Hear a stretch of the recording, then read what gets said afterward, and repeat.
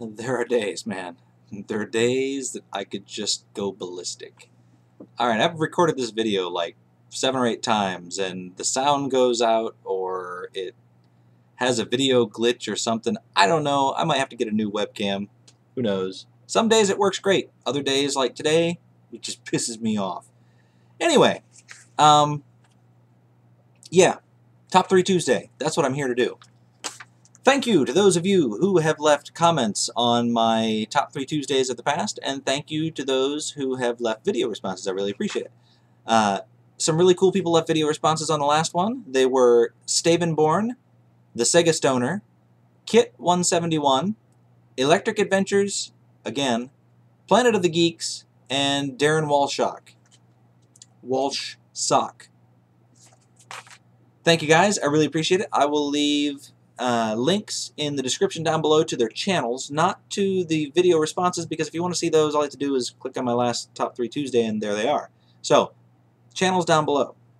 Alright, this week, I am going to do my top 3 favorite controllers. Now, for the purposes of my video, I am not including aftermarket controllers or third-party controllers, and I'm not going to include fight sticks, because if I included fight sticks, the X-Arcade tank stick would win every time because it kicks ass, and it works on multiple consoles, so I don't know that anything could really beat that. Now, if I were doing third-party controllers, it would probably be the third-party Dreamcast controllers. I like the layout of the Dreamcast controller, but the stock controller, I mean, the way I have to hold it, my arms have to be kind of aimed in, and the trigger buttons are kind of hard for me to use because my hands are... I mean, if you look, I pull the triggers with my second knuckle. I mean, that is not comfortable. After about a half an hour of playing, I'm just done. I don't care to play anymore. So the third-party controllers for the Dreamcast would be my #1 pick if I was using third-party controllers. Look at the size of that thing. I mean, I've got big hands, and it is almost, well, it's bigger than my hands. Almost the size of my head, and I've got a huge head. So, yeah, anyway, I got off on a little bit of a tangent there.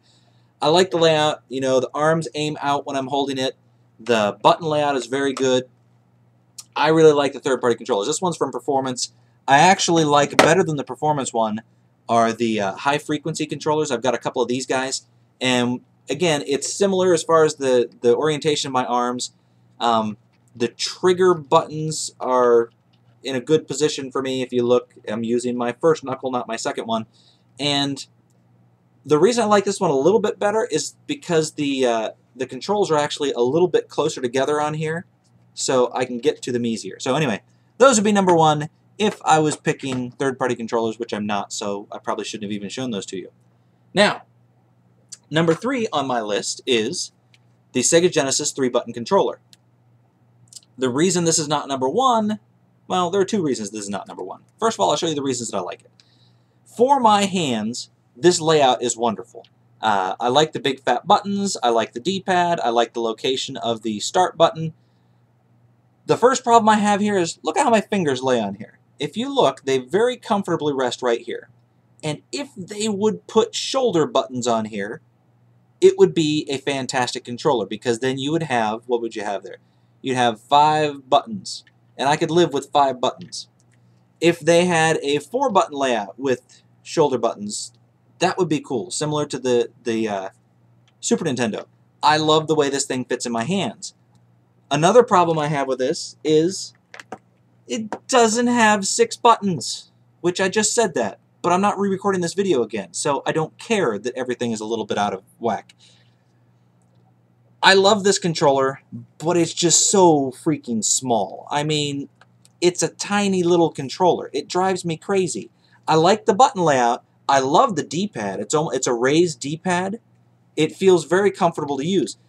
The only problem with this is, again, look at my arms. They're like pinned together, and it's just, I can't use this controller for any great length of time.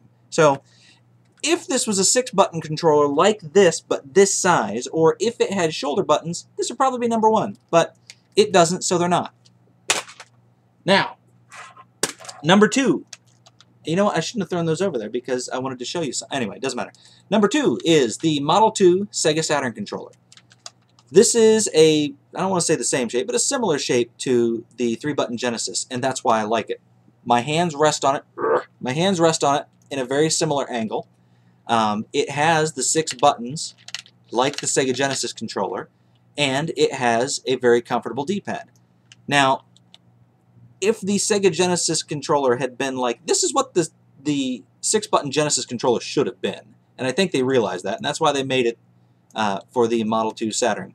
Now, the only reason that this isn't number 1 is these trigger buttons on here, they just feel cheap. They feel like if you pull too hard on them, they're going to break. Now, I do like the fact that they're clicky, but it just, the controller itself, I know it's well made because Sega makes really tough controllers, but it just feels cheap, and these buttons feel really cheap to me, and they're just a little bit too far up on the controller to be comfortable to play with. So, number 2, but almost number 1.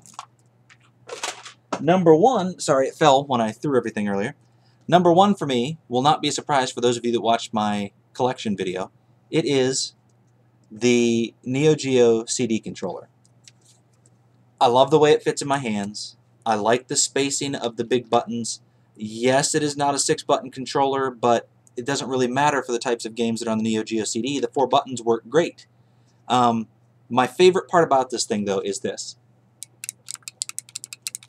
That's right, a micro switch thumbstick on the controller. I like the way, I don't know, I like the way it feels, I like the way it sounds. It almost recreates like a little miniature arcade control panel, and that's the idea. I love this thing. This is my number 1 because I'm not using third-party controllers and because Sega could not figure out how to make a 6-button gamepad on the Model 1 Genesis gamepad. So, there you go. Those are my top 3. I can't believe I made it all the way through the video without forgetting to do anything and without everything going screwy on the video. If you guys would like to tell me what your top 3 are, please leave a comment, or better yet, leave a video response, because it's just much more fun watching somebody talk about this type of thing. Thank you for watching.